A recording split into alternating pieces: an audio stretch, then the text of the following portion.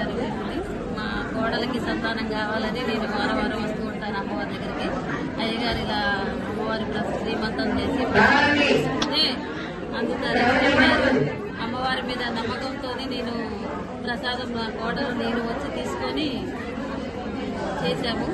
ఆ అమ్మవారు మాకు అలానే వరం ఇచ్చారు. పాప పుట్టింది. ఆ అమ్మవారు పుట్టిందనే మేము అనుకుంటున్నాము. అందరూ కూడా అమ్మవారిని అంతే నమ్మాలి. అందరికి కూడా అంతే కలుగుతారు. ఇక్కడ వచ్చిన వారికి కూడా చాలా మందికి అందింది. అమ్మవారి దయ ఉంటే అందరికీ మేము అమ్మవారికి కూడా బియ్యం వద్దామని మొక్కున్నాను.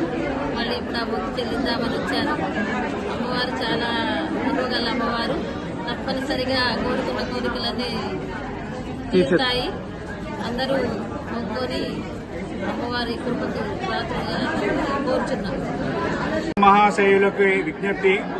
ఖమ్మం రంకు రోడ్లో వేంచేసి ఉన్నటువంటి ఒక రామచంద్రుల గురవయ్య గారి బ్రాహ్మణ సత్రము శృంగేరి శంకరమఠం నందు ఈరోజు ఈ యొక్క శ్రావణ శుక్రవారాన్ని పురస్కరించుకొని అమ్మవారి సంతానం లేనటువంటి యొక్క దంపతులకి అమ్మవారి సీమంతం చేసి ఆ అమ్మవారి యొక్క ప్రసాదాన్ని ఇవ్వడం జరుగుతున్నది.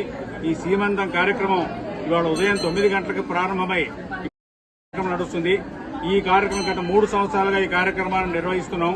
ఈ యొక్క దేవాలయంలో ప్రధానమైనటువంటి దేవత శారదాంబ, మిగతా దేవతలు దత్తాత్రేయుడు, గణపతి అన్ని దేవతలు ఉన్నారు. మేము ప్రతి సంవత్సరం కూడా 5 నవరాత్రులు చేస్తాము. గణపతి నవరాత్రులు మొదలుపెట్టి దేవీ నవరాత్రులు, రాజశ్యామల నవరాత్రులు, వారాహి నవరాత్రులు, వసంత నవరాత్రులు, ఈ రకంగా అమ్మవారు రోజు రోజుకి దేదీప్యమానంగా దివ్యంగా సకల ఉపచారాలు చేయించుకుంటూ విశేషంగా భక్తుల్ని ఆదరిస్తూ అందరి యొక్క భక్తుల యొక్క ఈతి బాధలన్నింటినీ తొలగిస్తున్నది. ఇంతకంటే ప్రత్యక్ష నిదర్శనం లేదు. దీన్ని చాలా స్వయంగా అనుభవించినటువంటి వాళ్ళు ఉన్నారు. ఇవాళ సంతానం లేనటువంటి దంపతులు వేరే ఊరి నుంచి కూడా వచ్చారు. చాలా ఊరి నుంచి వాళ్ళందరూ ఇవాళ ఈ యొక్క అమ్మవారి సీమంతంలో పాల్గొన్నారు. రేపు ఉదయం ఇవాళ అమ్మవారికి వడికి పోసినటువంటి ఒక బియ్యాన్ని రేపు ప్రసాదంగా ఇవ్వడం జరుగుతుంది.